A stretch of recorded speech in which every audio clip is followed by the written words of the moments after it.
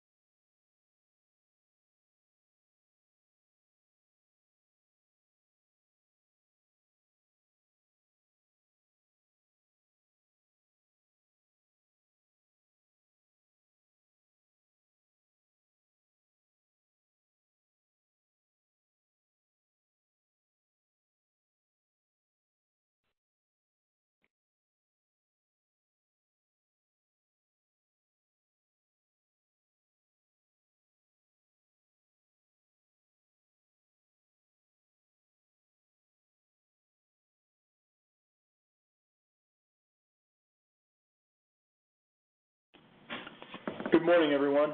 I'm Mark Weeks, and on behalf of the Florida Alcohol and Drug Abuse Association, welcome to today's seminar, a webinar entitled Trauma-Informed Care for LGBTQ Individuals Living with Substance Use Disorder. This webinar is being made available through a collaboration of the Florida Department of Children and Families Office of Substance Abuse and Mental Health and the Florida Alcohol and Drug Abuse Association.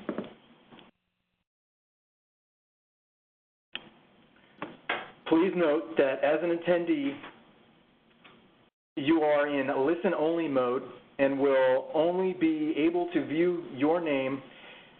If you have questions, please send them to the presenter and me, the host, by using the Q&A panel. The button to open the panel is usually located on the upper right side of your monitor. Please use the Q&A panel to send any questions you may have.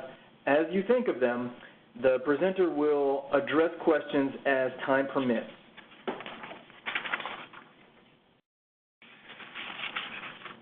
Our audio broadcast is through the internet to your computer. If you experience poor computer audio, there are few options to try on screen right now, and those options will be posted in the chat panel too. If you continue to experience poor audio through your computer, try rejoining the webinar and call in using the telephone I will call in option. You must be connected to the audio of this presentation and view it on screen as well to receive a certificate of attendance. The recording and materials used in today's presentation will be available on the FADA website within 5 business days. To access the recording, go to www.fada.org. Also, a PDF version of this PowerPoint presentation will be emailed to participants within that same time frame.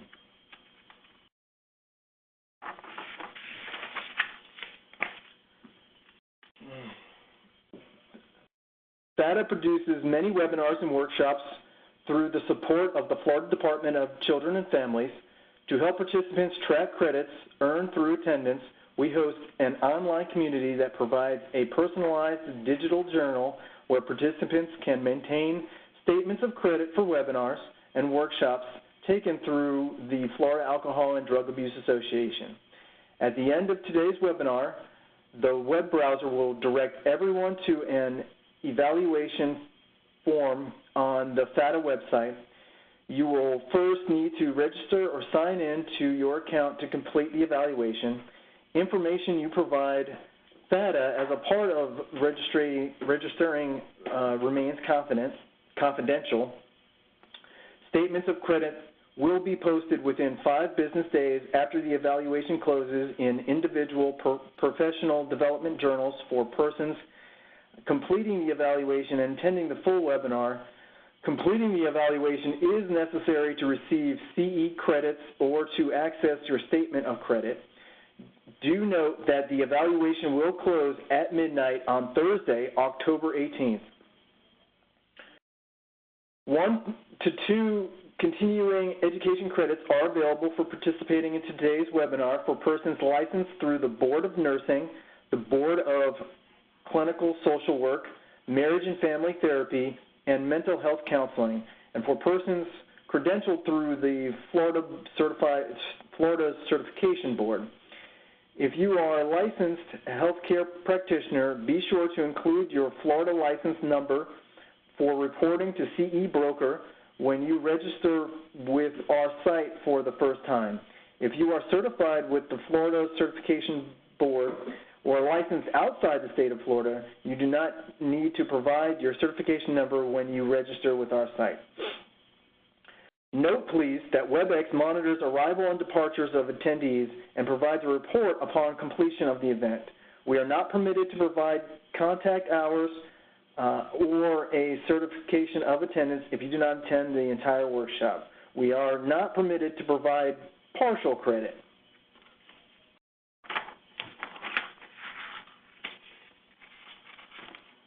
Gabriela Zapata-Alma brings over a decade of experience providing direct services, training, and consultation, as well as designing and leading programs using motivational interviewing, harm reduction, trauma-informed care, housing first, and third-wave behavioral interventions.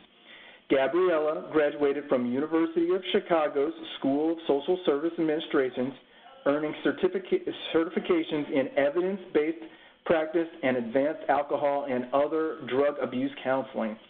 Gabriela has presented locally and nationally on a range of topics specific to serving highly vulnerable and medically complex populations, and has provided consulting and technical assistance to programs serving homeless individuals, families, and youth with co-occurring disorders locally, nationally, and internationally. We are very pleased to have Gabriela Zapata-Alma join us today. Gabrielle, if you're ready, I'll go ahead and change your slides over and give control to you. Perfect. Thank you so much, Mark, and thank you so much for that lovely introduction. So I'm so thrilled to be here with you today, sharing information on trauma-informed care for LGBTQIA individuals living with substance use disorders. This is a topic that is very near and dear to my heart, and these are communities that I've served for well over a decade, and we see them many times not able to access really effective services within our service system, which kind of begs the question that people have to get better in order to access services. It also begs the question, does somebody need to pretend to be someone else in order to access services? And so I'm so glad that you're all here today in order to really reflect on this topic and see what we can all do to create a better system of care that really centers people's experiences and the voices of people in recovery. So there's me. I'm a director of substance use treatment programs. I'm also adjunct faculty at the School of Social Service Administration at the University of Chicago, and I'm so pleased to be here with you today. So our objectives for today, we're going to define trauma and review key features of potentially traumatizing events and situations, especially specific to lesbian, gay, bisexual, transgender, queer, intersex, and asexual, and so many more identities and experiences that fall under this umbrella within the U.S. We're going to review prevalence of trauma disorders in LGBTQIA populations, as well as LGBTQIA specific risk and protective factors. Next, we're going to identify organizational and clinical practices that may increase the risk of re-traumatization for LGBTQIA individuals and families. And finally, we're going to develop multidimensional strategies to actively resist re-traumatization of LGBTQIA populations. So here's our roadmap for today: defining trauma, looking at what the data tells us, going into risk and protective factors, and then rounding out the webinar with responsive trauma-informed care for LGBTQIA individuals and families. So first, defining trauma. Individual, this is a working definition from SAMHSA, which I favor because it really centers the definition of trauma on the experience by the individual. So individual trauma results from an event, series of events, or set of circumstances that is experienced by an individual as physically or emotionally harmful or life-threatening, and that has lasting adverse effects on the individual's functioning and mental, physical, social, emotional, or spiritual well-being. So whereas the DSM really focuses on defining an event that may result in trauma, this working definition really centers the experience of the people who we're serving. Going into types of traumas. So many times when we think about trauma, we tend to gravitate towards thinking about acute trauma, which is a single event that lasts for a specific period of time. So it has a beginning, middle, and end. What we see in kind of serving folks living with substance use disorders and folks who have experiences of kind of ongoing trauma, often starting early in life, early in childhood, is that they may have acute traumas, but even more so, they may have experienced chronic or complex trauma. And so chronic trauma talks about many traumatic events over a prolonged period of time. And within chronic trauma, that trauma can be of the same kind, meaning that it could be the same type of trauma, or there could be multiple types of trauma intermixed and sometimes even happening at the same time. And chronic trauma doesn't have to, but does often begin in childhood. Complex trauma really adds a layer to the definition of chronic trauma, in that it is chronic trauma beginning in early childhood experienced at the hands of caregivers. And that's a really important distinction because that has a really large impact on our risk and protective factors when it comes to going on to potentially develop a trauma-related disorder. And so with trauma-related disorders, we have acute stress disorder, which happens after we can diagnose after the first few days after a traumatic event, and that lasts for the first initial kind of period of time. After that first initial period of time has lapsed, then we go into more of a PTSD, post-traumatic stress disorder diagnosis, if those trauma symptoms continue to persist. And so here you have the official definition from the DSM-5 on post-traumatic stress disorder. We have first a stressor, so really defining what is that event that could result in PTSD. And so here, we don't see emotional abuse captured in the DSM-5 definition, which for many of the people we serve, we know that emotional abuse has been very present throughout their experience. And what we know of neurobiology is that our brain doesn't really respond differently to physical abuse and emotional abuse. The same kind of stress reaction is happening in our brain. And so that is one thing that is kind of missing from the DSM-5 definition of a stressor.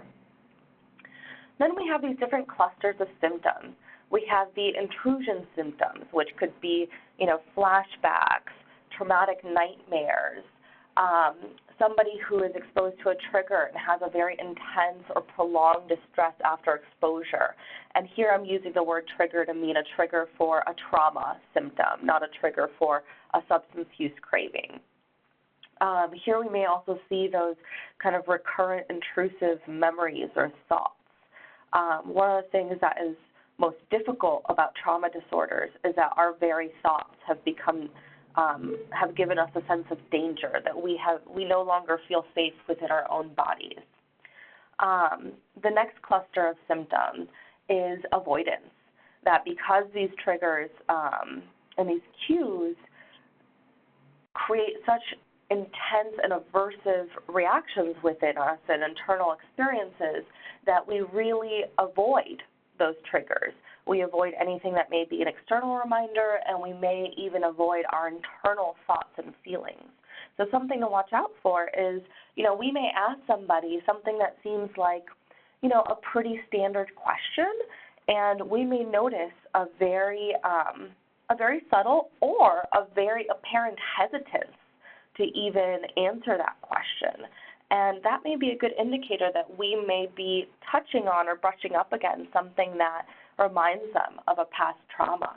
And so remembering that a trigger is that something that was once neutral has now been conditioned to trigger a response in us.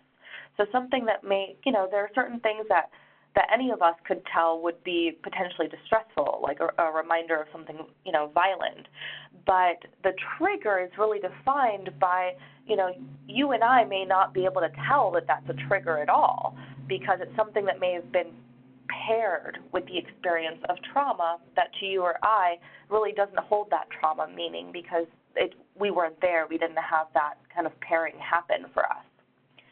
Moving to the next symptom cluster, negative cognitions and mood. And so here we may see, our memory centers shut down during a trauma experience because our body and our brain is very good at shutting down anything that is not essential and focusing on delivering all the increased blood and really waking up the centers that are going to help us escape the danger, that fight, flight, or freeze reaction.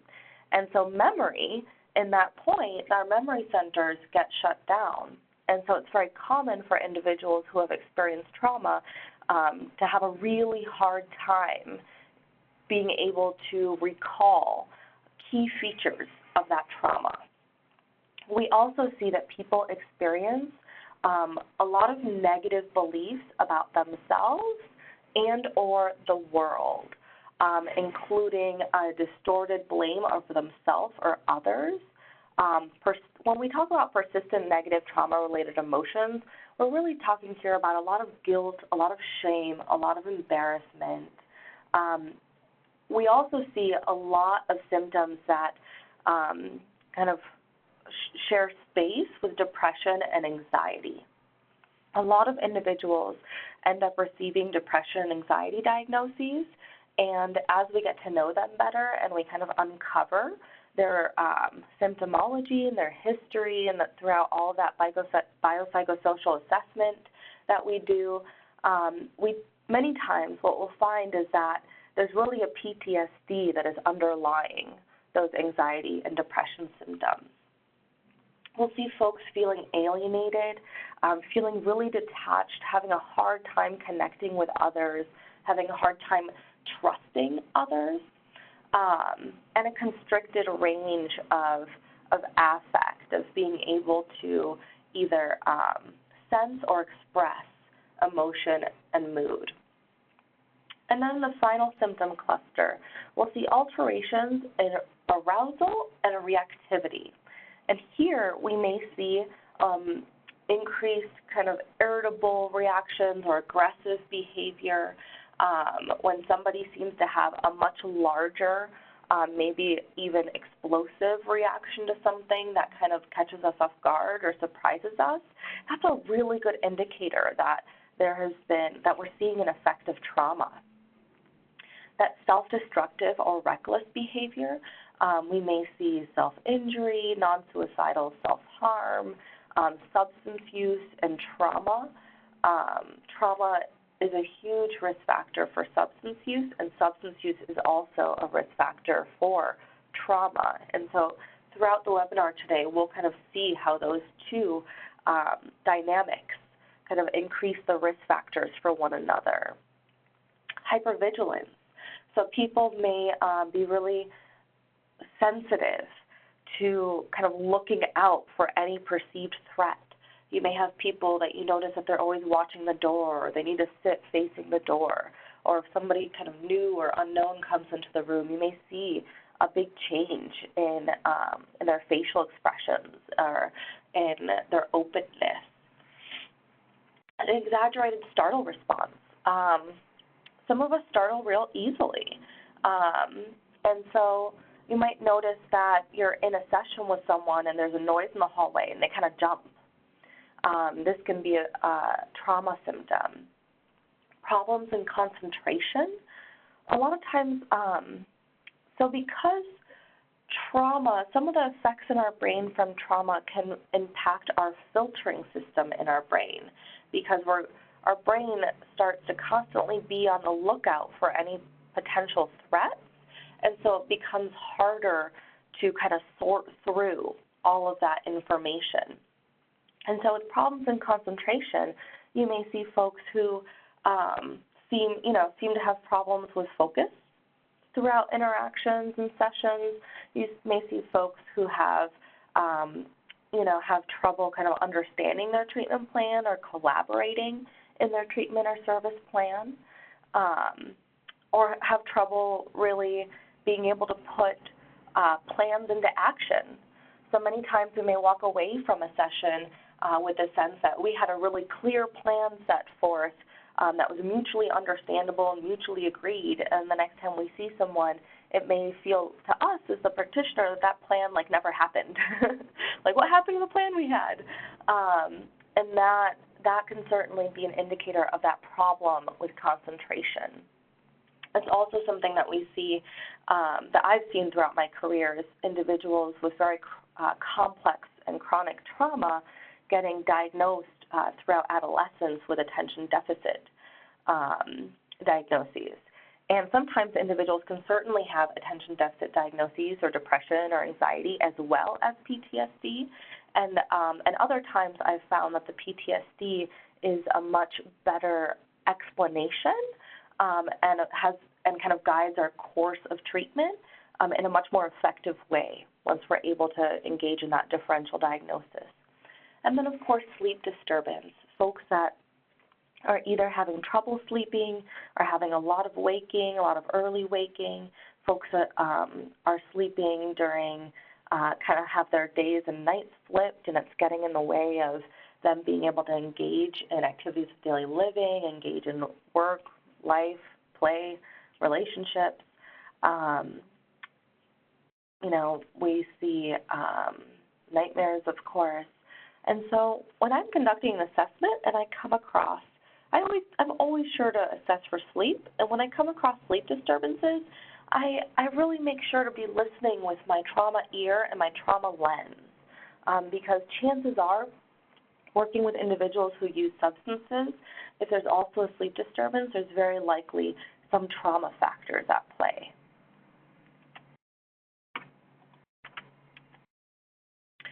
So a trauma-informed approach. The working definition for SAMHSA comes down to these 4 R's.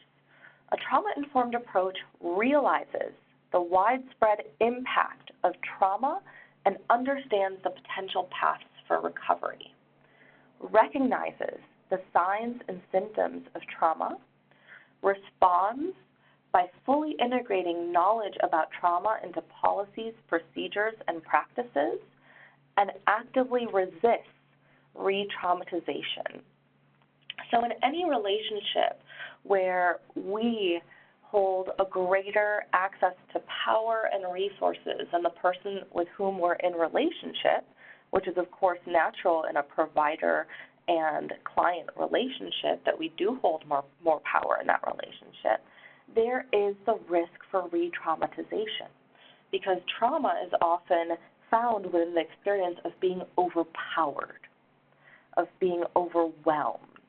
And so as service providers, it is vital for us to actively resist re-traumatization, including really reflecting and looking at how our systems, from a macro level all the way to that one-to-one interaction, what that power dynamic looks like, and where are the opportunities for us to actively resist re-traumatization, as well as where are the risks that we need to mitigate in potentially re-traumatizing folks. Now, I want to give a disclaimer here in that trauma information is really heavy. It's not easy to kind of realize and recognize and process the way that trauma impacts us on an individual level, on a community level, on a systemic level, and that while we need to realize the impact of trauma in order to really integrate this information into our services, we also know that trauma doesn't define us, that we are resilient, and especially with the right supports, we grow stronger in overcoming our trauma and reclaiming our sense of self beyond trauma. And so I just want to give that a disclaimer, because a fair amount of the information I'm about to share on data on realizing the impact of trauma is rather heavy. But the last thing I would want anyone to take away is that this information characterizes the LGBTQIA community, because it certainly does not. It's part of the reality. Trauma is part of the reality, and it's been called the #1 public health issue in our country by many, but it by no means is a quality of who we are. So data, realizing the impact of trauma. So we have a lot of barriers to data when it comes to LGBTQIA folks, and largely that's because LGBTQIA folks and identities aren't captured in a lot of research. So first off, we don't have reliable information on our population size to begin with. So we can't really even begin to talk about, prevalence without kind of that basic knowledge of our population size. Research rarely collects sexual orientation or gender identity demographic information. And then even where research does collect this information, it's done so using really inconsistent methodologies across different research kind of samples, and so it's hard for us to even compare different survey samples. And so what we see many times is that, trans women get included in research as cis men or as male sex.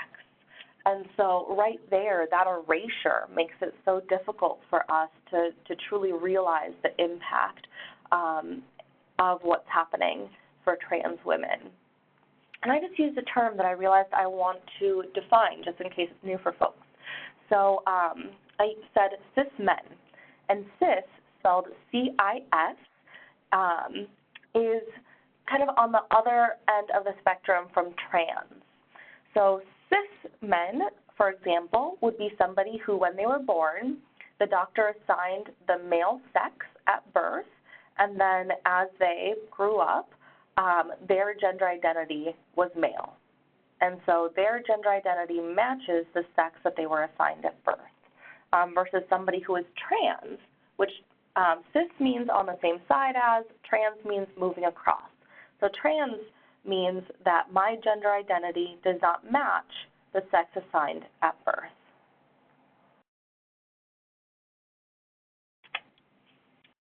So where we do have some studies available, those studies do show some basic trends. So when it comes to substance use, those studies indicate that when compared with the general population, LGBTQIA individuals are more likely to use alcohol and drugs, have higher rates of substance use disorders, are less likely to abstain from use, and are more likely to continue heavy drinking into later life. So many of us may be aware of kind of like the aging out phenomenon, that about a quarter of the population of heavy drinkers, as they move into their late 20s, early 30s, and life responsibilities increase, that many age out of kind of risky or problematic patterns of drinking and substance use. And so that's what's meant here when there's a decreased aging out phenomenon. So findings from SAMHSA's 2016 National Survey Report found that sexual minority individuals were more likely to use illicit drugs, alcohol, and cigarettes than their heterosexual counterparts. It found that substance use disorders the rates of substance use disorders were also higher in sexual minority individuals. So whereas for heterosexual individuals, the rate was 8%, for lesbian and gay individuals, the rate was 17%, and for bisexual individuals, that rate was 20%. So well over 2 times more than their heterosexual counterparts. Now, when it comes to trauma, when compared with the general population, evidence does indicate that LGBTQIA individuals are disproportionately subjected to traumagenic situations, meaning situations that could result in a trauma disorder. often experiencing more severe and complex threats to their well-being across the lifespan. And so we see for LGBTQIA individuals that there are higher incidences of multiple forms of trauma in multiple life domains, meaning, for example, home, work, school, community. That's what's meant by multiple life domains, and that these higher incidences happen across the lifespan, that there's an increased risk for traumagenic events from childhood and into older adulthood. When looking specifically at intimate partner violence, we see that homosexual and bisexual cis women and bisexual cis men experience higher rates of intimate partner violence than their heterosexual counterparts. And that while incidences of intimate partner violence for transgender individuals are not tracked, the limited evidence points to over 2 times higher than their cis heterosexual counterparts. And so we can see how, based on kind of the multiple risk factors that LGBTQIA individuals face, that it becomes so much more important for our services to be really responsive to their care and to really leverage all their resilience and all their resources and actively resist re-traumatization, especially given how they face trauma across so many different life domains. Our treatment should be the last place that they are experiencing that kind of alienation and threat to their well-being. So looking at intersectionality. Intersectionality in its most basic form talks about how when we exist within multiple social identities that are minority, that are targeted by bias, that has exponential negative effects in our life. And we see that holds true when it comes to LGBTQIA individuals as well. So really recognizing how LGBTQIA trauma survivors experience increased oppression and exposure to violence at the intersections of their identities, and that anti-LGBTQIA violence does not exist in isolation, but is compounded by other forms of hate violence and discrimination, including institutional and systemic marginalization. So this is really helping us to understand that we live in a society that has bias, and that even when we have implicit biases, so biases that aren't immediately apparent to our consciousness, sometimes our implicit bias doesn't even align with our beliefs, right? Because the implicit bias is something that is subconscious, that is unknown to us, and is the kind of this bias getting played out in our systems and our interactions without our knowledge. I'm really sorry. I hope you don't hear that siren. It's going right by my office. Okay. Hopefully everyone's okay. So some data that helps us understand the impact of kind of multiple forms of oppression and bias. So 60%, over half of LGBTQIA hate violence survivors self-identified as people of color. 15% of LGBTQIA hate violence survivors, of those who chose to share their documentation status, were undocumented. And Black LGBTQIA hate violence survivors were nearly 3 times more likely to experience excessive force from police than survivors who did not identify as Black. And this is something that I've really seen play out throughout my career, is so many times people with trauma and substance use disorders have pervasive experiences of the systems that were meant to help and protect them being a source of additional trauma. And so, and this is very heavy data. It's very hard to kind of look at the increasing rates of hate-motivated homicides. And so really looking at, over the past several years, how those hate-motivated anti-LGBTQ homicides have been increasing.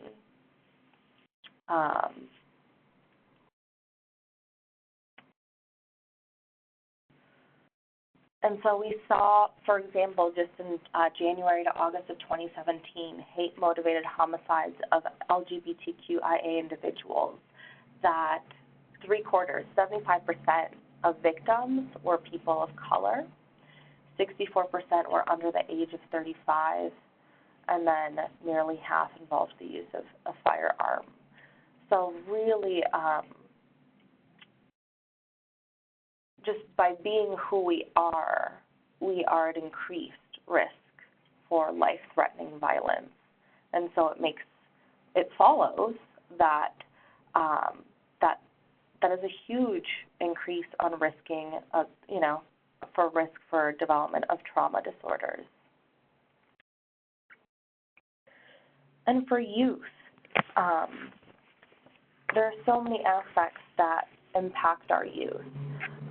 Family rejection, alienation, bullying, that nearly half of LGBT youth are homeless or at risk of being homeless,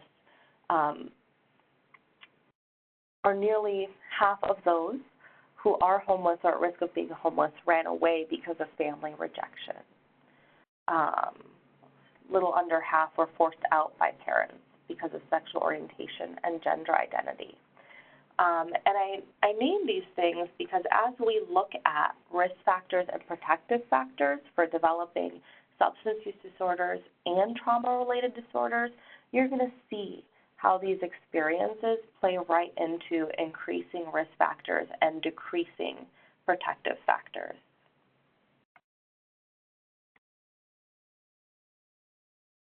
We have some data here that links family rejection to behavioral health issues and suicide. And so we can see how family support is an enormous protective factor, not only when it comes to substance use and trauma, but also just other behavioral health issues, including suicide.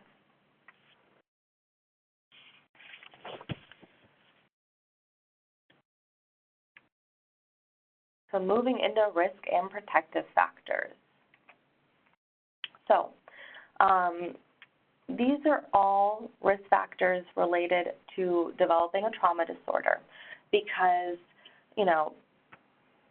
another person and I may be in the exact same situation, and one of us may develop a trauma disorder and the other person may not. And that has to do with the different risk factors. And so these are from the DSM-5 and are all evidence-based. So there are certain risk factors that have to do with the person and kind of what they already bring and what their experiences are, both themselves and of their family. And then there are some risk factors that have to do with the actual trauma event. So a history of mental health condition, a history of trauma or abuse, especially at a young age, increases the risk for developing a trauma disorder when faced with a stressor. Chronic physical health conditions, a family history of mental health conditions, PTSD or trauma, heavy stress, so somebody who is under a lot of stress is more likely to, when they experience a traumatic event, go on to develop a trauma-related disorder such as PTSD. Social isolation or poor social support.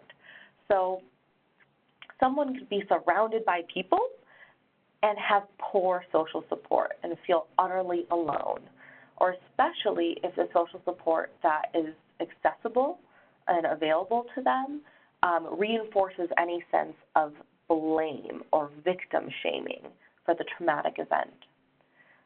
The experience of dissociation is quite common during trauma events, and dissociation following the event is a predictor for going on to develop a trauma disorder.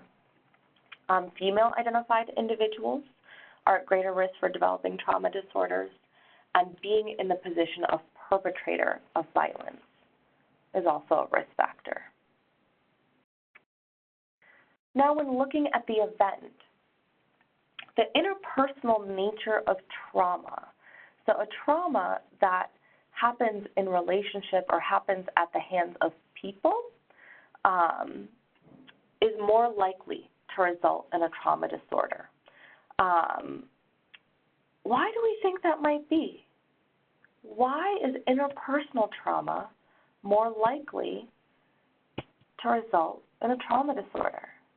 If folks want to kind of enter some comments in the chat box and reflect on why that might be.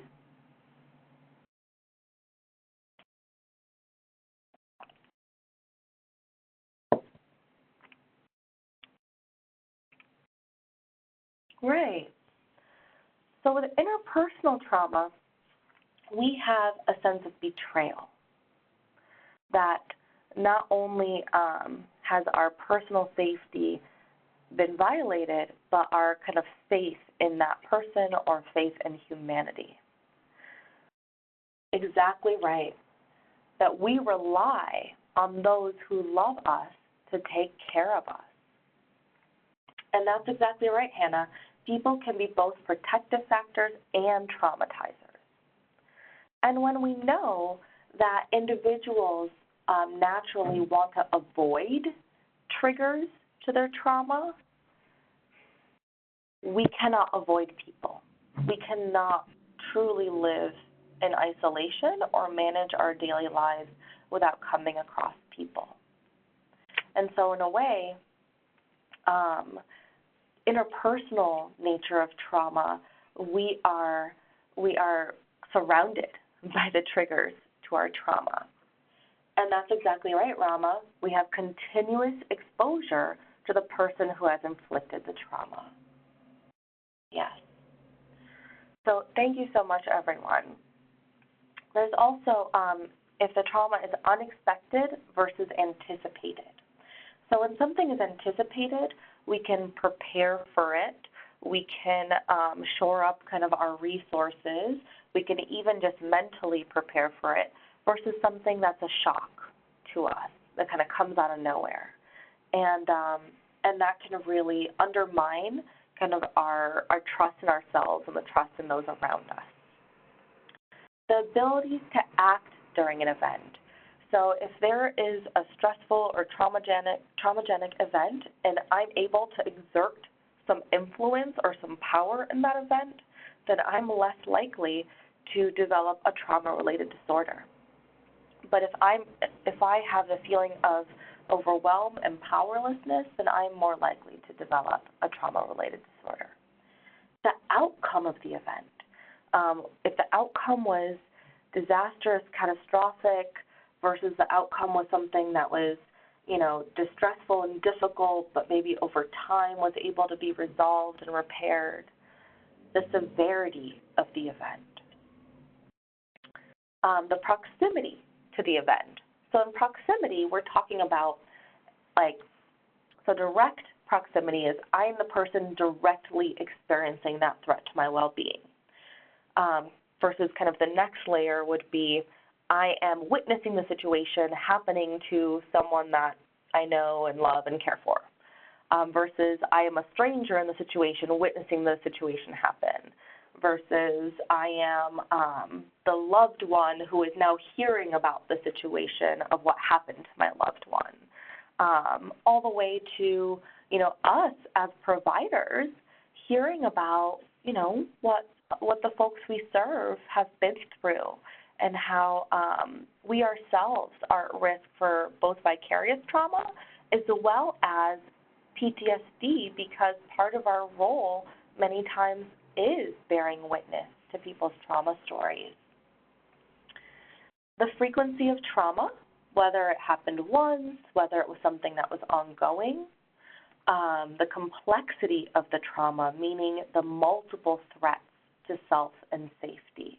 Was there just a physical threat? Was there also an emotional threat? Was there also a threat related to not having access to basic needs? So all of these are risk factors. So as we've looked at some of the basic data on substance use disorders, on traumagenic events and factors, as well as looked at what are some of the established risk factors for developing trauma disorders, what do y'all think? What are some unique or increased trauma risk factors for LGBTQIA individuals? And go ahead and type that in the chat box.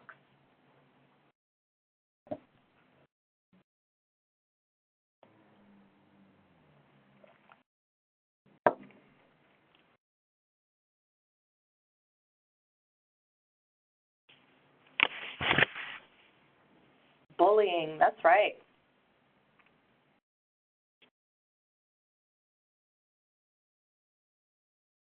Housing, yes.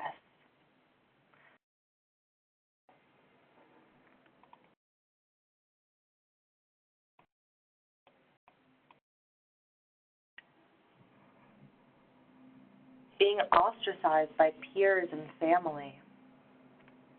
Absolutely. And going back to that housing piece, we see how it's such an enormous risk factor for homelessness starting in youth, and how that can be, have a devastating effect on our stability and kind of our life trajectory. And then we also know how little housing stock there is, and how the housing stock that exists may not be responsive to our needs and unique strengths and risks as someone who is LGBTQ. Peer pressure for acceptance, absolutely. Threat to employment, yes. Employment discrimination laws do not always include sexual orientation and gender identity as a protected class. And so right there is something that you can ensure at your organization, that all discrimination clauses, both for clients and for staff, include sexual orientation and gender identity and gender expression. Access to safe and affirming medical help. That is so true. So many people that I've served, as well as so many of my dear friends, have just horror stories of maltreatment in medical settings. Isolation, lack of inclusive sexual health education. Absolutely. Gabriela, this is Leanne. I just wanted to let everyone know and ask that as you're responding to Gabriela's questions in the chat panel, please do make sure that you respond to both the host and to the presenter so that she can see your comments. And Gabriela, we did have a couple of people comment and mention a new school and then also religious institutions. Yes. Thank you so much, Leanne, for that reminder, as well as that sharing what people had commented in that place. Religious institutions can be such a huge protective factor, as well as alienation and isolation and messages of kind of self-blame or not being worthy, or present such huge risk factors for folks. Hate crimes, absolutely. Thank you so much, everyone. So looking at the development of substance use disorders. So understanding that a substance use disorder develops in the context of the LGBTQIA experience, that as an individual who identifies as LGBTQIA, any one of those or a mixture of those, that the way that the substance use is initiated, the experience of substance use, many times relational experiences, really define those initial use experiences, and then how that goes on to then become a substance use disorder, all happens within the experience of one's social identities. And so we see that that substance use may be a means of numbing experiences of rejection, internalized shame, gender dysphoria, which is a very kind of intense feelings of aversion when one's gender identity and one's sex assigned at birth do not match or are not recognized. There are people who may not experience a whole lot of dysphoria that their gender identity and their sex assigned at birth don't match until they receive some of that rejection and shame from their social context, and then that increases their experience of gender dysphoria.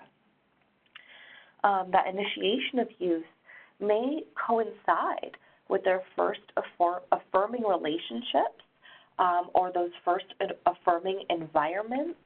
That many times affirming environments may also revolve around the social use of substances, or kind of the opposite, that attempts to fit in, attempts to kind of not call attention to oneself may also mean fitting in with peers who are using alcohol and other substances.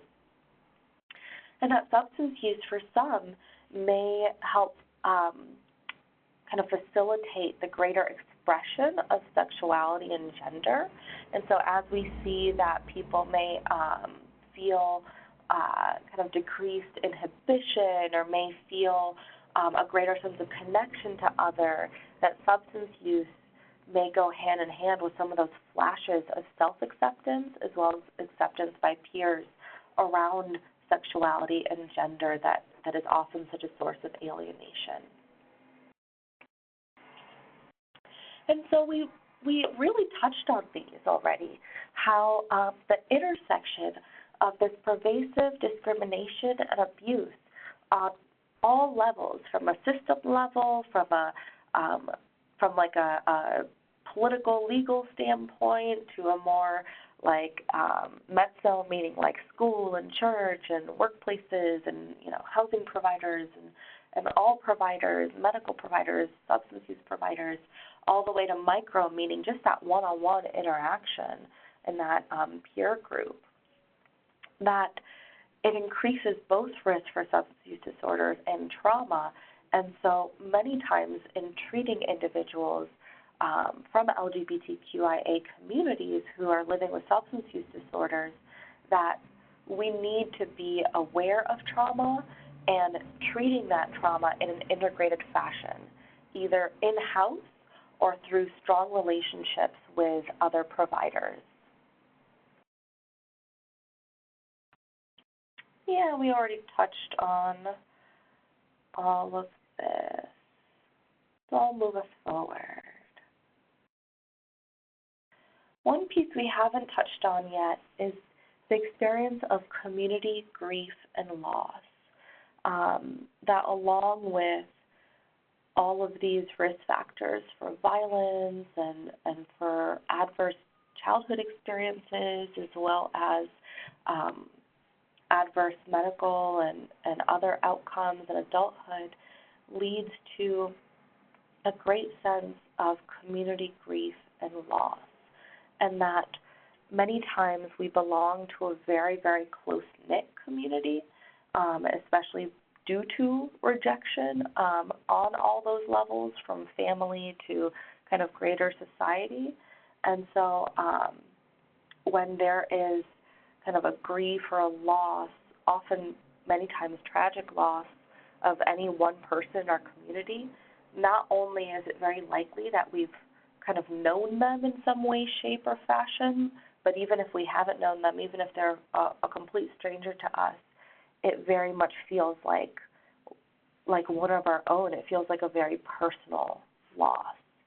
And so, I worked in a LGBTQ organization for over a decade, and every time that there was a really tragic loss, I would come into work and almost every one of my coworkers would have known that person, even though they lived states away, would have known that person through one way or another. And if they didn't know them personally, it was still a very, very personal loss, because there's so much shared experience, and there's really strong bonds there when we share that experience. Co-occurring behavioral health concerns we covered, economic vulnerabilities. Yep, we covered these pieces. So we can really see how the trauma factors and the substance use disorder risk factors really compound each other. And yeah, we had someone touch on this one, the lack of affirming, responsive, and effective providers. So thinking about how, when it comes to men who have sex with men, despite being, calculated at about 2% of the U.S. population, men who have sex with men account for 62% of new HIV diagnoses every year. And so really seeing that the social determinants of health and how bias and oppression plays into the increased risk factors for health issues. So now that we have really recognized and realized the impact of trauma and how that kind of shows up in the folks we serve, we're going to go ahead and take a 5-minute break. If you can come back in 5 minutes, and then we're going to have much more recovery-oriented conversation when we return, looking at protective factors and then what we need to do as providers and systems to better serve these communities. Thanks so much. And thank you, Gabriela. And the time now is 10:57, and we'll start sharply at 11:03 in 5 minutes. Thank you.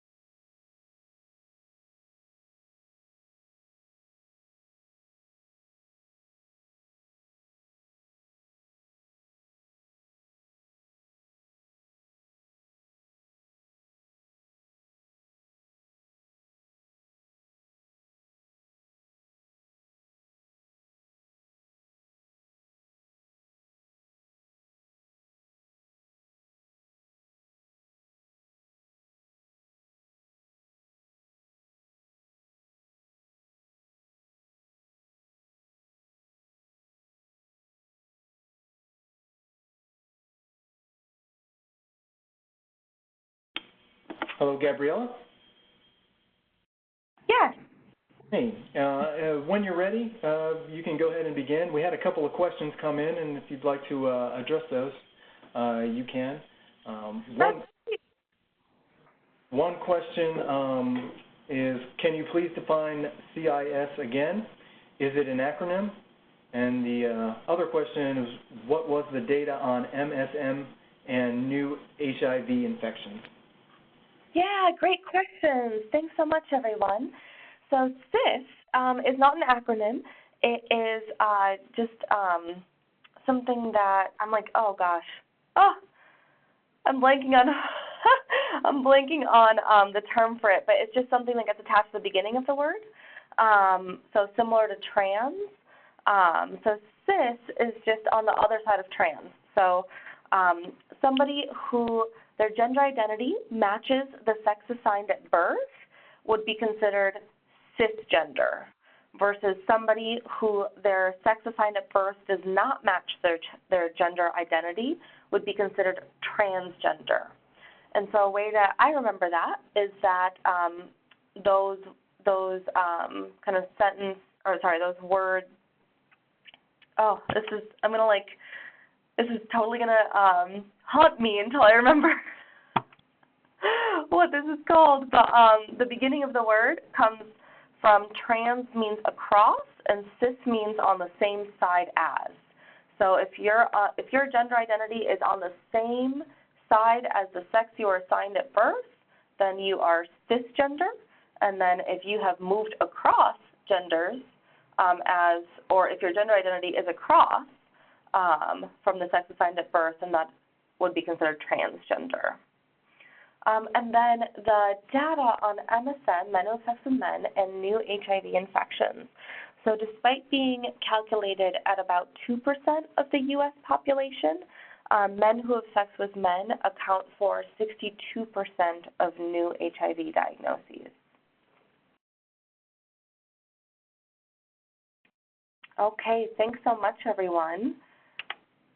So protective factors.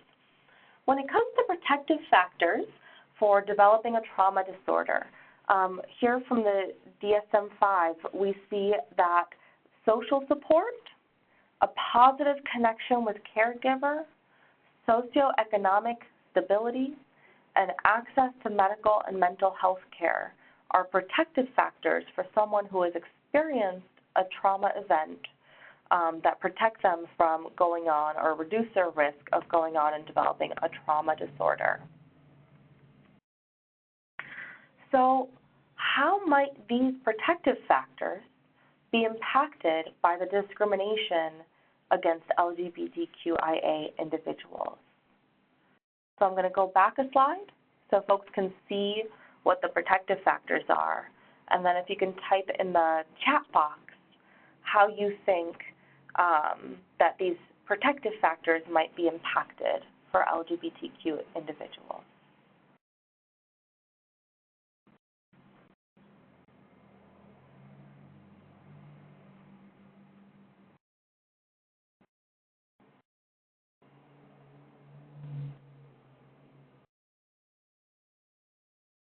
Yeah, so we can see that there may be decreased socioeconomic stability as we see people experiencing things like homelessness earlier in life, as well as workplace discrimination.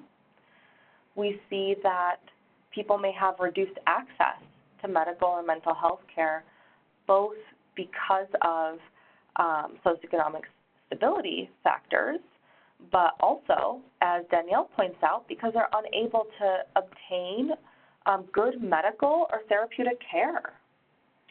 As Hannah points out, social supports may become very limited, especially if caregivers may reject their children. Absolutely.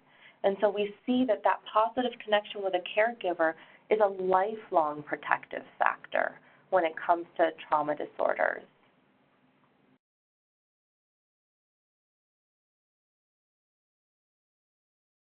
Yes. Oh, Kelly, thank you so much for pointing this out, that that the social support within the community has a sense of purpose and strength to overcome obstacles such as discrimination and self-identity and connection with others.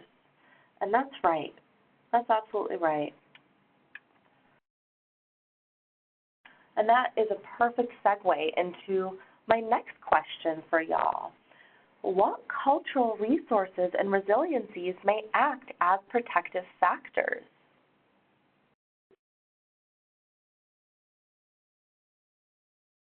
So especially when faced with the fact that we may have less protective factors because of discrimination, what are our kind of cultural resources and resiliencies that come to act as protective factors? Thank you, Hannah. LGBTQIA history is richly celebrated and passed down in the community.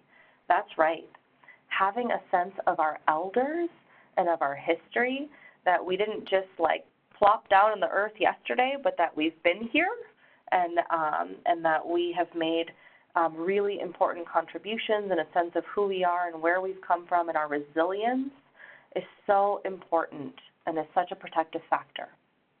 Religion can be a very big protective factor. And when someone tells me that they have had, that religion is important to them and that they have had trouble finding a faith home and found a lot of rejection and pain at the hands of a faith home, sometimes they can choose to really focus on finding a faith home, and we can help them find that. Building of chosen family, yes, please. Chosen family creates social supports that may be lacking in the family of origin. Madalena, values, absolutely. Our core values, our community values. Availability of information technology to increase access to community supports and create new social supports. Absolutely, Rama. It used to be that people felt many times that if they didn't have kind of a local community that they were able to connect with, they felt very isolated. And many people may have actually increased their risk by, moving very long distances just to be near a more inclusive community. But information technology and the social network has become a great resource for folks, and is such an important resource not only for those who may identify as LGBTQIA, but also for anyone in recovery, really building that recovery-oriented social support network. Yes, connection within the community with others who understand and have persevered through similar challenges. That's right, Kelly.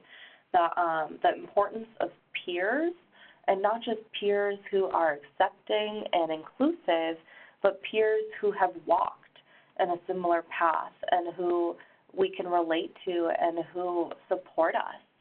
I also see here, we are a family. That's right. That we are certainly a family. Hannah, great additions here. Community organization and resistive narrative is openly and frequently discussed. That's absolutely right. The tradition of activism, the tradition of rejecting kind of social norms that would demean us and insult us, and really connecting with community members within that community organization and working together to demand and establish our rights, all of that acts as protective factors when it comes to trauma and substance use disorders. And what amazing resources that we have as we move forward in recovery. Thank you so much, everyone. That's my most beautiful part. That's my most favorite part of this training. A couple things I would add to that is traditions of mentorship. That, I often think of LGBTQIA as almost like, as one person said, we are a family. We are a family, and our children are born in other families. And so that tradition of mentorship from, as soon as we kind of connect with our community, really being brought under the wing. Traditions of resourcefulness, of using our creativity and resourcefulness to forge that path forward, even when faced with so much adversity. The traditions of self-expression, both in ways that we can artistically and physically express things that are hard to put words to, but also there are community norms around direct communication and self-expression in ways that really can help foster connection and can help foster recovery. And we do have a great sense of humor. I'll say that.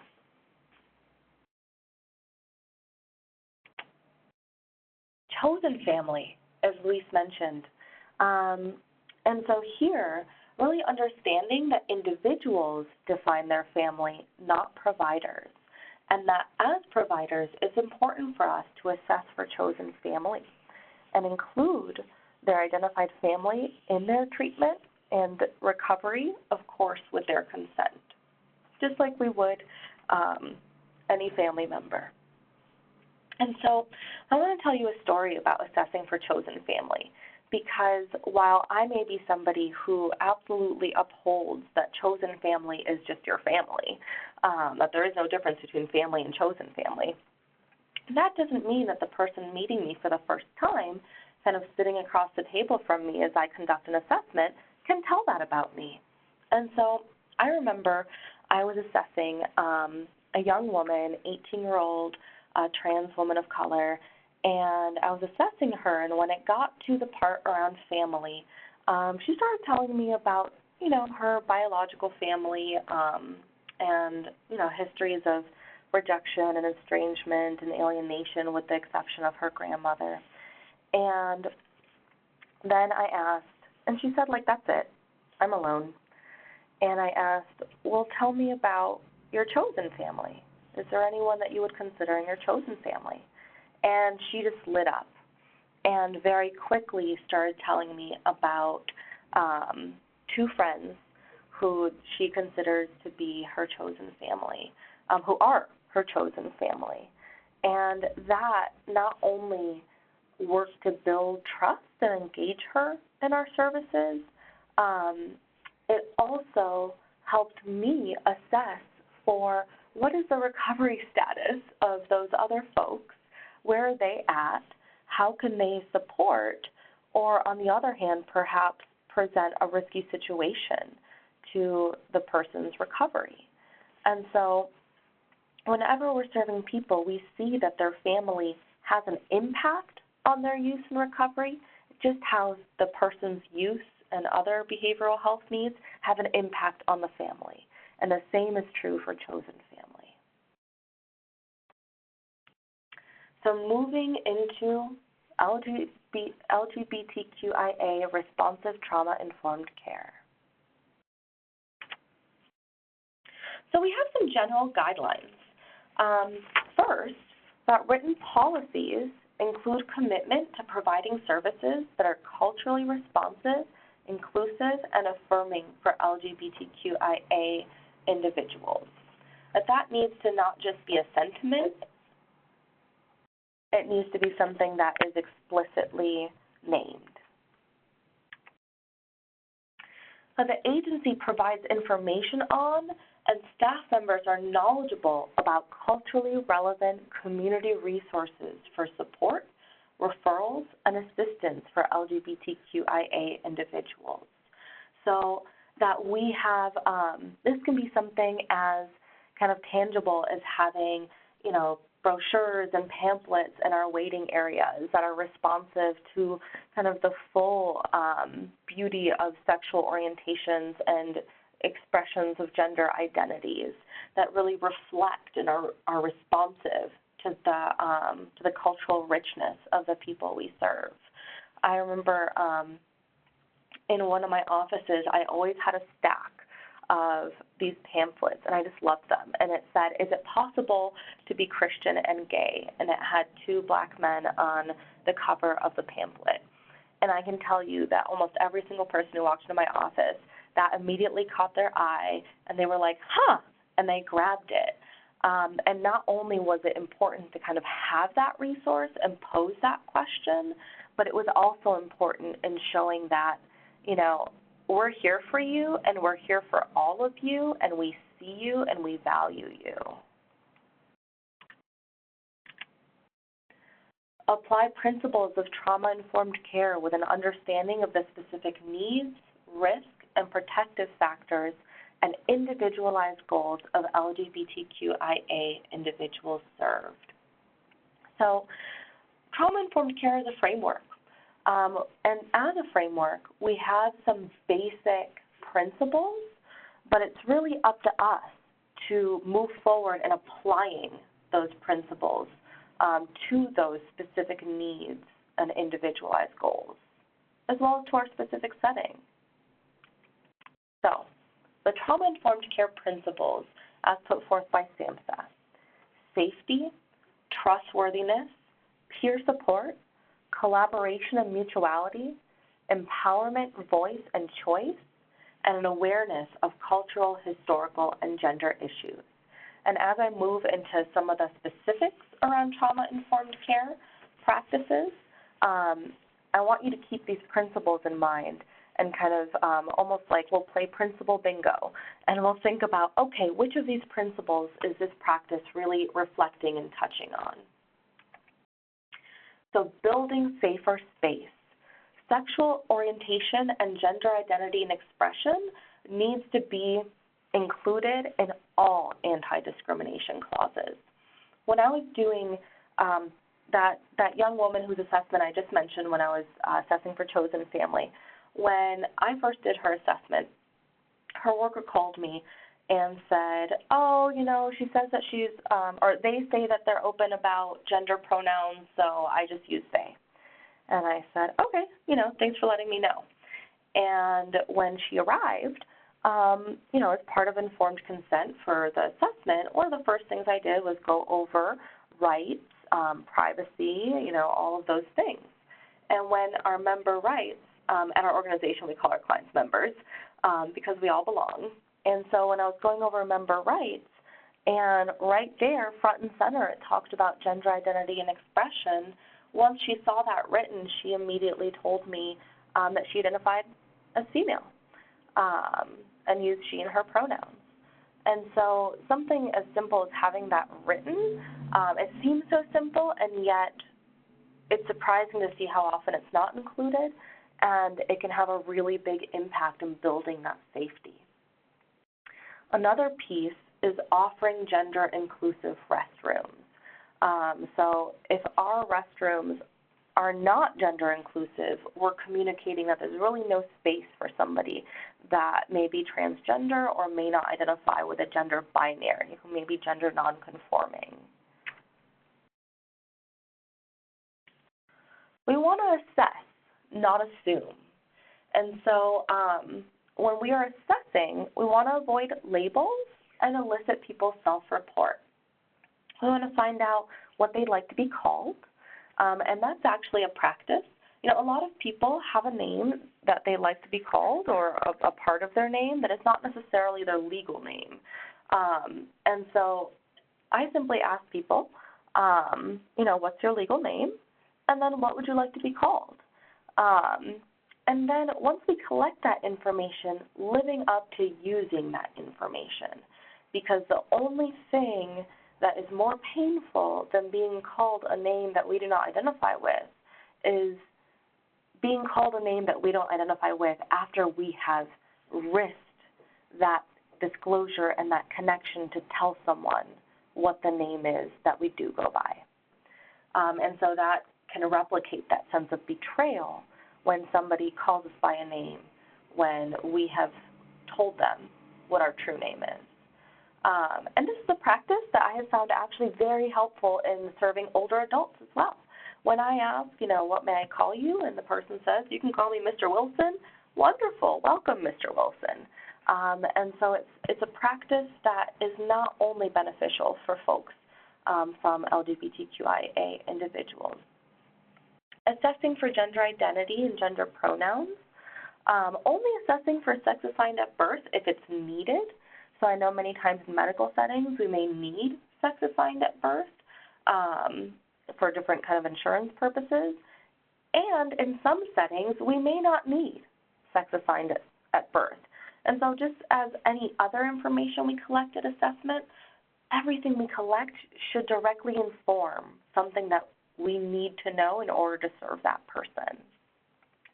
I often get the question, well, Gabriela, people aren't going to understand what I'm saying when I say, you know, what's your gender identity, what's your gender pronoun? And that may be absolutely true. And so I tend to start my assessment with kind of the demographic section of, I'm going to ask you a lot of questions that may seem really obvious to you. And the reason why we ask it is because it's really important to us that every person we serve have the opportunity to tell us about themselves and to not have us make assumptions about them. And people typically respond pretty well to that. And then I tend to start with race, because race is something that most people think is very, very obvious. And so I kind of like break the ice with that one, so that if someone were to be caught off guard or feel any sense of insult with being asked their gender identity, I've already kind of broken that ice. And so when I ask their gender identity, I really have not gotten any negative reactions. What I have had instead is I've served many, many, many individuals who have let me know that I'm the first person that they have disclosed their gender identity to. And so adding kind of this focus on assessment rather than assumption is a really important step in helping us to more effectively serve individuals.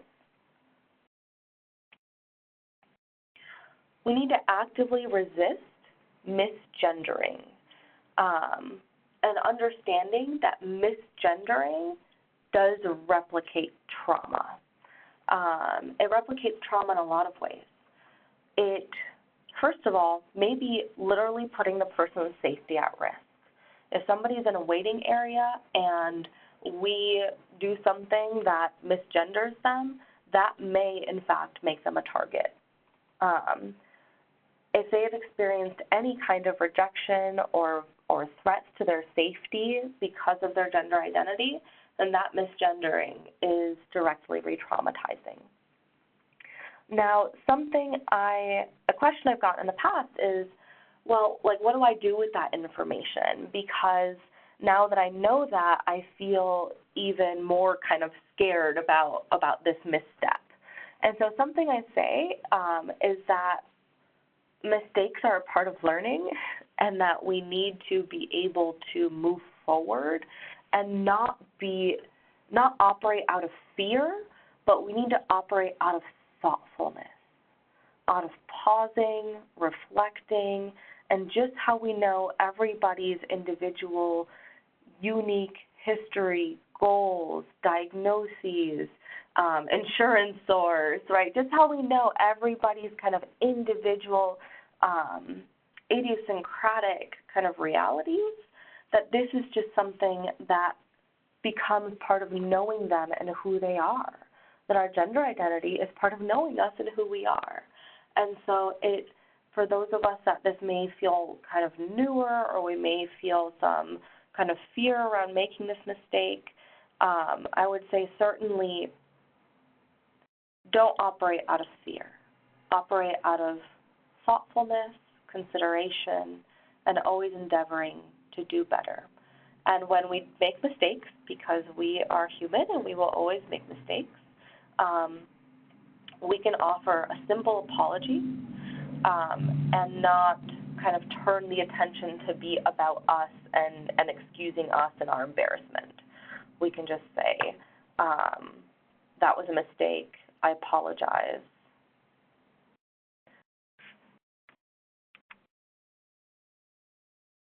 And so what institutional and practitioner practices help minimize the potential for misgendering?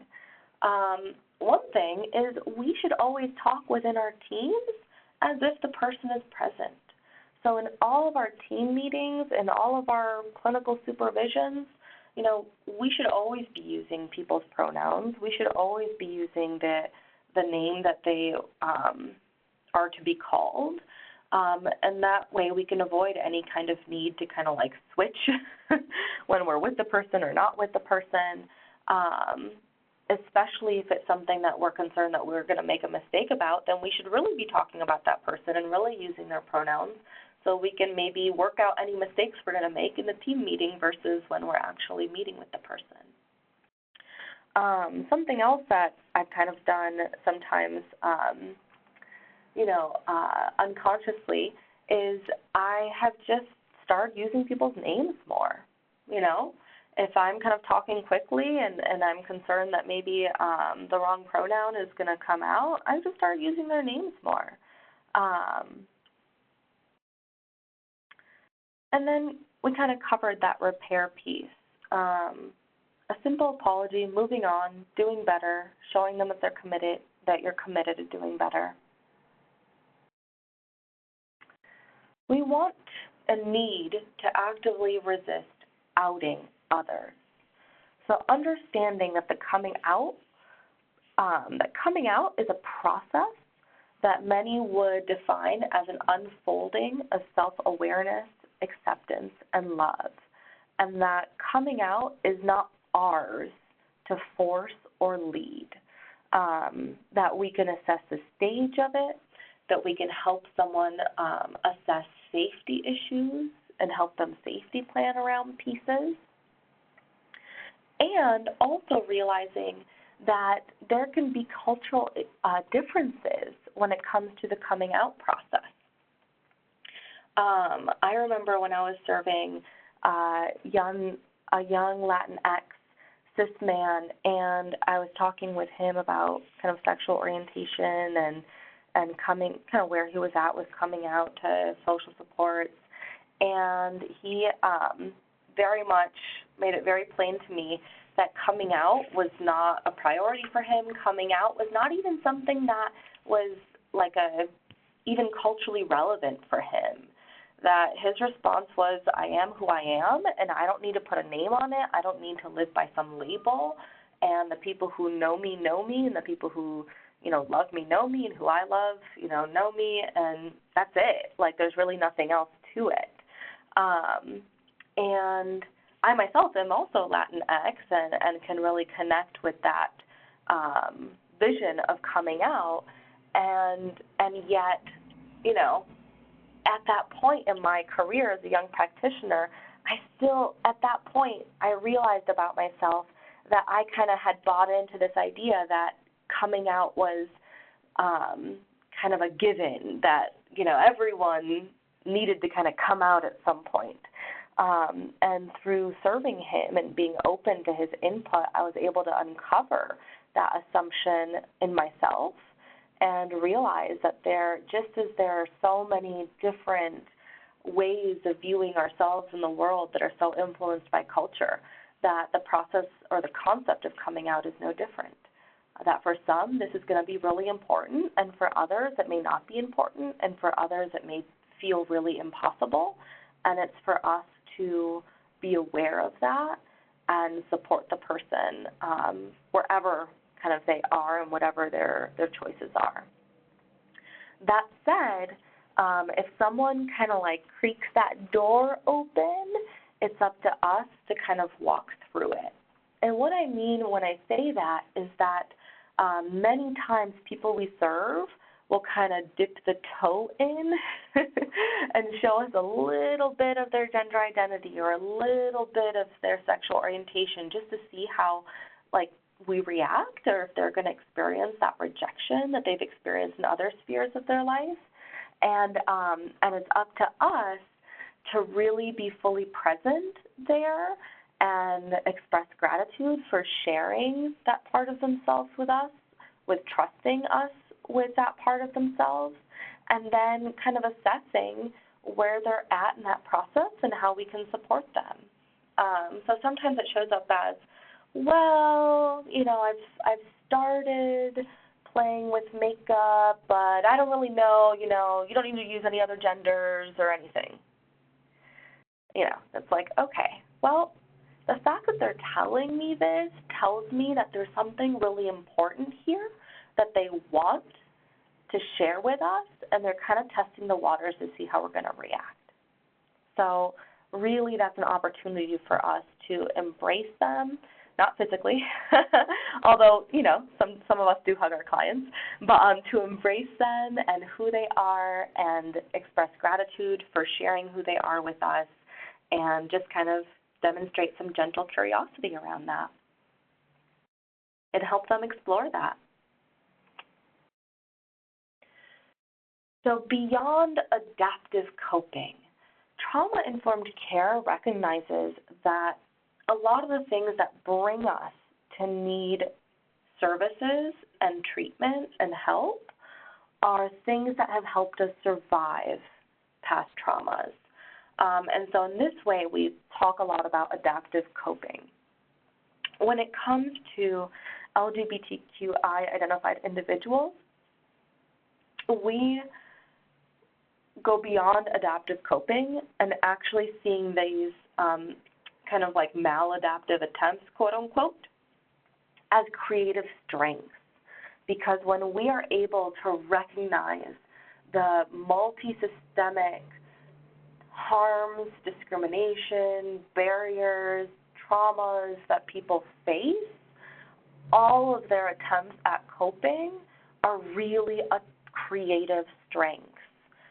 That doesn't mean that it hasn't gotten to a point where maybe it's hindering more than helping, and it doesn't mean that we don't endeavor to help them kind of grow beyond that, but to really recognize how some things that can be very challenging for providers to see as anything other than a problem or a risk or a deficit has actually been not only a method for survival for the people we serve, but has actually demonstrates their resilience, their creativity, and their resourcefulness.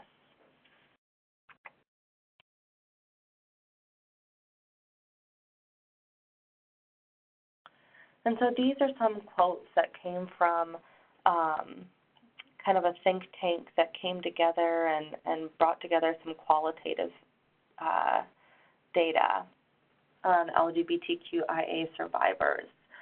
So celebrating survivors' coping strategies is not merely adaptive, but indeed creative, even when such strategies are not on the surface immediately conducive to health or perceived well-being. And in trauma work, we understand that the healing happens in relationship, that we don't have a client until we have a relationship. And when serving LGBTQIA folks, a reality is that it really is beyond relational, and that there are deep connections that are formed in the healing relationship. And that when we are able to earn someone's trust, that we may even be regarded as chosen family. And so a different set of boundaries may be required, certainly still professional boundaries, because those consistent and healthy boundaries create the safety needed for folks who have experienced trauma to be able to trust us. But something that really hits home for folks is the sense of that, my provider goes above and beyond. My provider really cares about me as a person. And that can be something as simple as, going to an appointment with someone or calling them after they've had their appointment and saying, hey, I remember you were going to the doctor today. How'd that go? And that in the case of one survivor who expressed, I'd never been treated that way in my life, not even by my family. Now, an important question here for kind of ongoing supervision and reflection is how do we endeavor to balance the potential need for LGBTQIA survivors to build radically authentic relationships with us while also maintaining healthy boundaries? So this is something that there's no there are some pretty clear-cut boundaries, but there's also there's going to be a lot of kind of gray area here as well, and that is going to have a lot to do with the worker's sense of comfort, their personal style, agency's policies, agency setting, the boundaries used in a housing program for adults may be very different than the boundaries used in a drop-in center for youth. So understanding that our role and our setting also plays a big role in kind of what can make up kind of healthy boundaries. And especially for those of us who identify as LGBTQIA, ongoing reflection and clinical supervision around how can we navigate the real-life boundary issues of both living and serving within our communities. Developing peer support. So we see here how peer support plays such an important role as a protective factor for reducing and preventing the risk of trauma disorders, as it plays a role in that social isolation or poor social support increases the risk for trauma disorders. It plays a role in our recovery from substance use disorders, and the power of peers.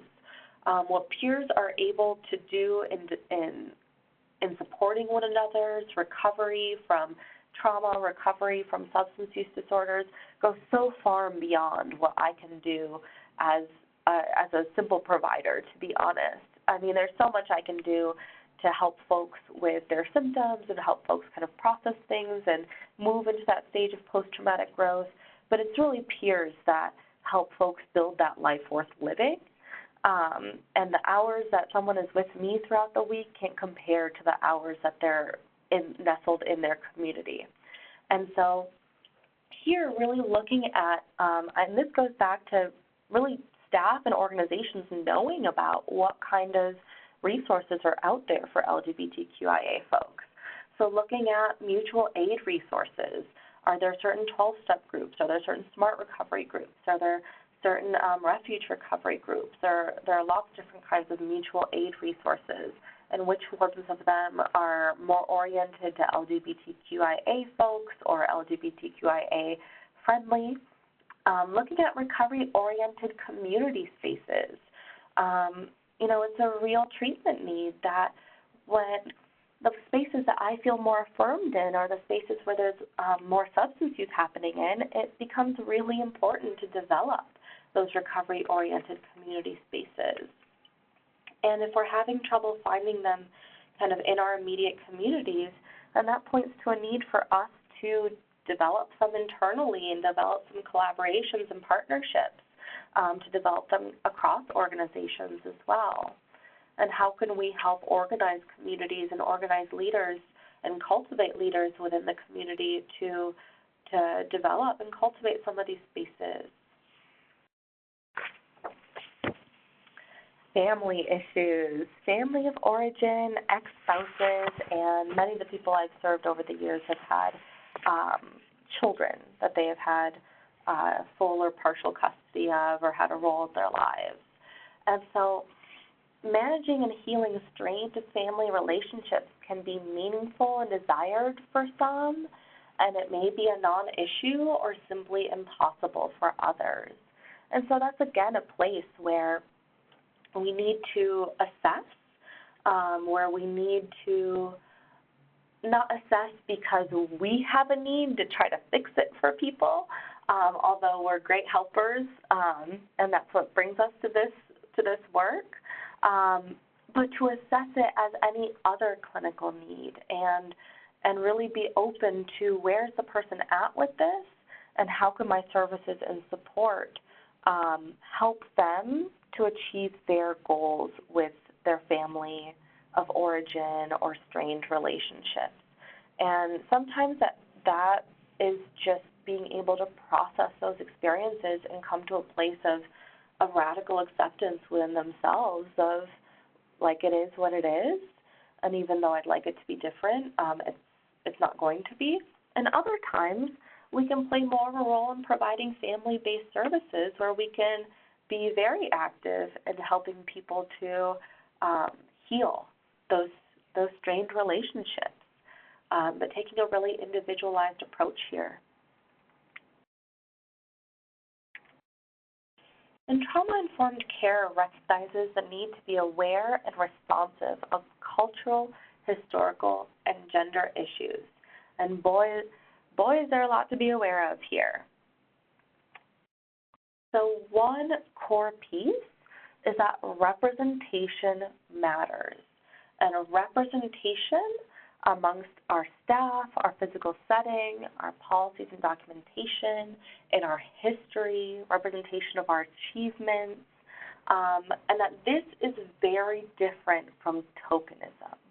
And so a very important anti-biasing act is for organizations to get into the nitty-gritty and really have a deep understanding of where and how tokenism happens, how not to tokenize, and how to include and have representation through every level of our organization. We need to address bias. And earlier I talked about implicit bias. That bias can certainly be explicit and we can be very aware of it, but bias can also be very insidious and implicit and may not even align with our personal or institutional values. And nevertheless, heterosexist and cissexist biases are often still present within our service environments. And so we need to intentionally engage in anti-biasing activities to address both personal and institutional biases against LGBTQIA individuals. Folks are so all the language we use, all of our kind of interactions contain unstated meanings. And when we've had to pick up on those unstated kind of biases in order to survive, we're really good at hearing them, and the people who are in a position of power, when we're in a position of power, we are very much unknowing of that power dynamic, and it's very hard for us to hear that bias. And so it becomes our role to root out those biases, because while it may seem neutral to us, to folks who have experienced bias, it's very plain to see and it's very damaging. And so we need to reflect on, as a program and as an organization, what are we actively doing to build an affirming and safer space for LGBTQIA individuals? What are we putting forth in staff meetings and clinical supervision? What kind of specialized trainings are we having? One of the services I've provided to organizations in the past is going through all of their policies and paperwork to help them reflect on and root out some of these unstated biases that come out. And also knowing that these concepts and language is constantly evolving. So terms that may have been kind of the best terms we had 10 or 15 years ago, at this point we have much better understanding of dynamics and of gender and of sexual orientation. And so knowing that that it's not that, oh, I can't keep up and there's always something new. No, it's that our knowledge and our understanding of ourselves and others is always unfolding. And I hope that what I'm doing 10 years from now has improved from what I'm doing today. That commitment to lifelong learning and growth. And honoring community grief.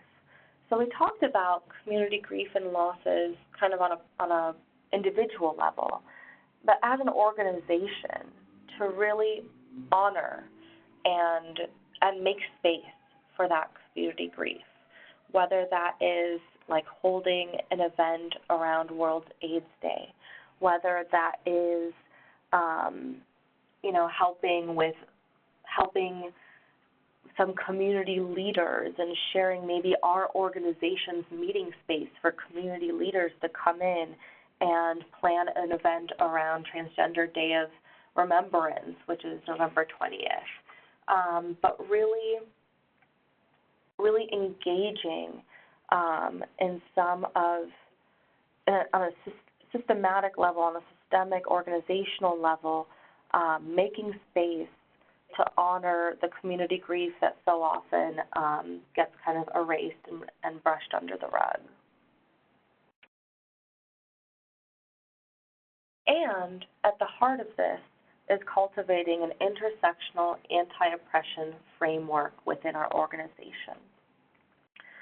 So to read this quote, we build organizations that are integrated into and learn from the historically marginalized communities they serve or should be serving, and that center the knowledge and experiences of those communities as the foundation of their organizational philosophy, practices, and policies, and that we know that our services are going to be much more responsive and effective when we center the voices of the people who are most impacted by these issues. And that is a core value of recovery-oriented systems of care, and it is a core value in being able to serve LGBTQIA individuals who are impacted by trauma and impacted by substance use disorders. And with that, so what now? So I would love to invite everyone to write in the chat box, what is one thing that you can do to immediately start within your organization, practice, or provider community? What is one thing you can do to increase the practice of trauma-informed care with LGBTQIA individuals living with substance use disorders?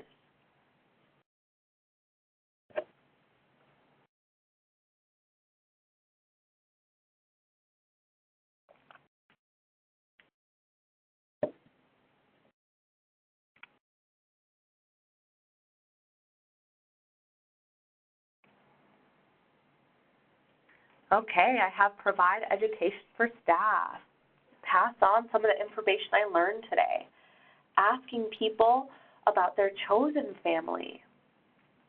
Passing on some of the key words and ideas. Recognizing how the organizations that we've worked for haven't done too much around this area. Being able to pass that on to our organizations. Sharing this with our supervisor, taking a look at our policies and procedures, providing support and education for staff who are not used to working with individuals that identify as LGBTQIA. Thank you so much, Luis, for naming that, that we can be ambassadors to staff to help them increase their responsive practice. And while we certainly are here to partner with our clients and as the expert in their own lives and to learn from them and be humble and open to them, that we don't want to engage in a role reversal with our clients where our clients are teaching us about their community.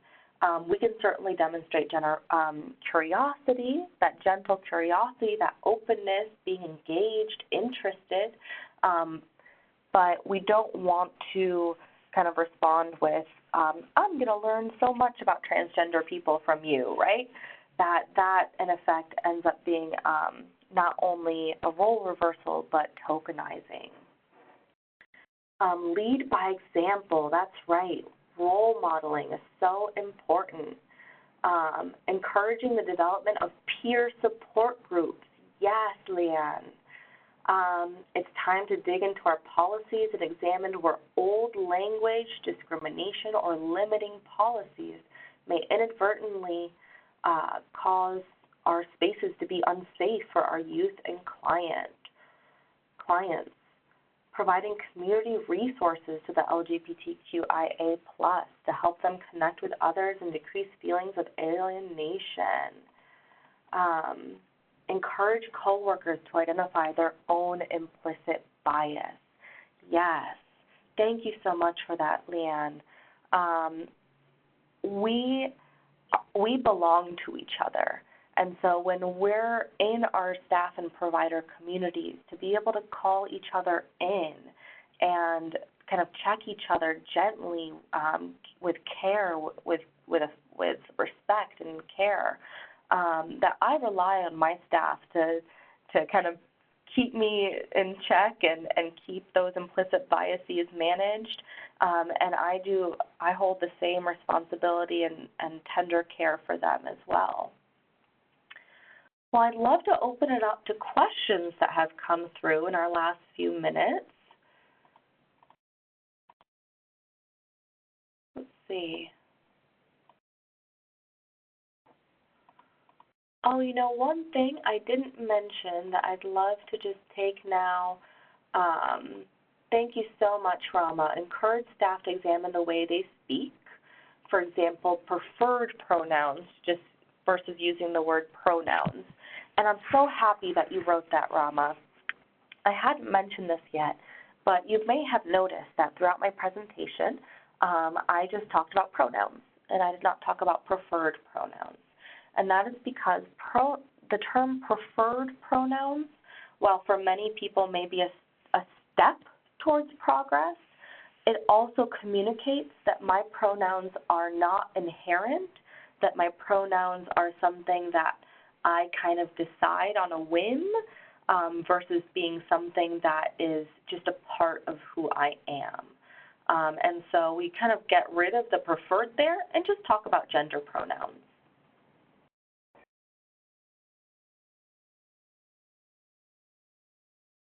Oh, I see my dear colleague Lisa, getting familiar to community needs for the LGBTQIA community and providing education to the community.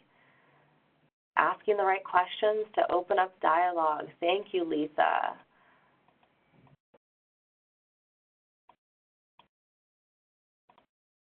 All right.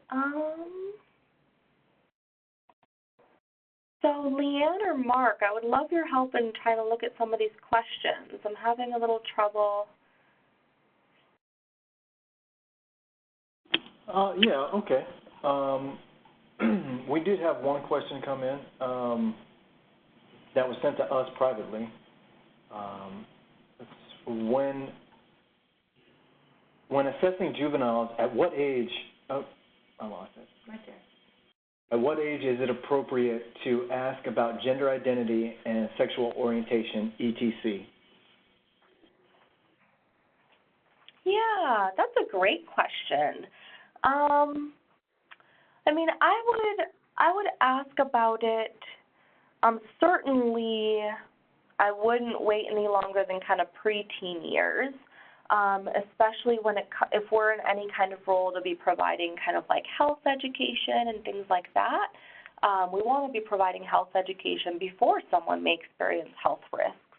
And so when it comes to providing kind of access to health education resources, safer sex resources, I would say it would be relevant and important for us to know, what kind of safer sex information and really to provide inclusive safer sex information because someone may not share that information with us even if we ask. I would say that we want to ask information as it relates to how it will inform our practice with somebody. And so I find that if you're in a position to be helping somebody with some of those pieces, then it's important to be asking them, even if they're very young. In other ways, I would assess for safety within the family unit as well. If I'm serving a family unit and it doesn't seem like children have a whole lot of kind of say, then I wouldn't necessarily want to put a child in a situation of feeling compelled to out themselves and potentially put themselves at risk. So these are questions that I would certainly ask kind of like in a one-on-one interview whenever possible. I find that most people I serve know their sexual orientation and gender identity from a very early age, typically 3 or 4. And there's also a lot of really fun kind of gender exploration that happens in the toddler years. So I don't know that I would ask in the toddler years because toddlers, when I say toddlers, I'm saying like 3, 4, I guess 5-year-old is no longer a toddler, but like preschool, kindergarten age children can be really fun and just kind of telling us too, like, I'm a girl today, you know. Great, you're a girl today. What does that mean to you, you know?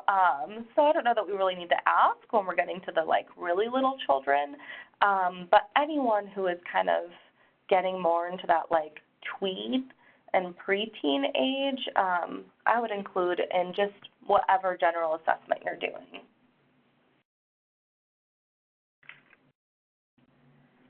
All right. Well, thank you so much, everyone. It's been such a joy to share this space with you today. Such an honor to share this information. Oh, look, I had a slide for questions, and I forgot to go forward. Here's my contact information. You have my email here. Feel free to reach out to me. I also have my website here, and I'm terrible at web design, so my website is not up yet. But my email, you can always reach me there. Thanks so much for your time today. And thank you, Gabriela. At this time, I'm going to regain control of the presentation if you don't have any other slides you want to show them. Yeah, go ahead. Thanks so much.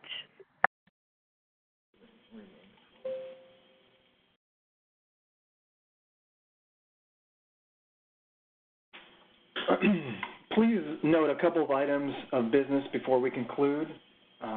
When I conclude today's webinar, your browser will take you to an evaluation on the FADA's new website.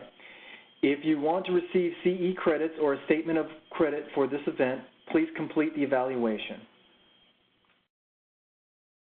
You will be prompted to register or sign in to complete the evaluation. You can register as a visitor at no cost. For CEs to be reported to CE broker for the FLA licensed healthcare practitioners, you must provide an accurate Florida Department of Health license, prefix, and number the first time you register.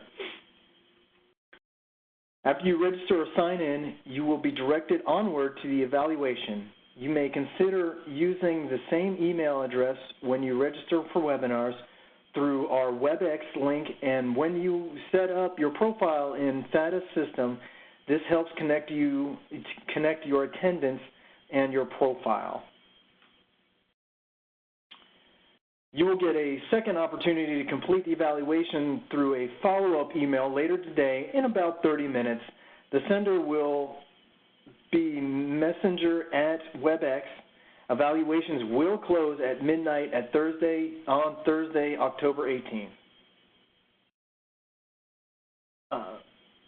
We do not email statements of credit. Instead, after we verify attendance and completion of the evaluations, a statement of credit will be generated as a journal entry within your profile. Thank you for your participation in today's webinar. We'd also like to recognize and thank especially the Florida Department of Child and Family Offices, the Florida Department of Child and Family Office of Substance Abuse and Mental Health for funding today's education. Have a great rest of your day, and please hold for the evaluation.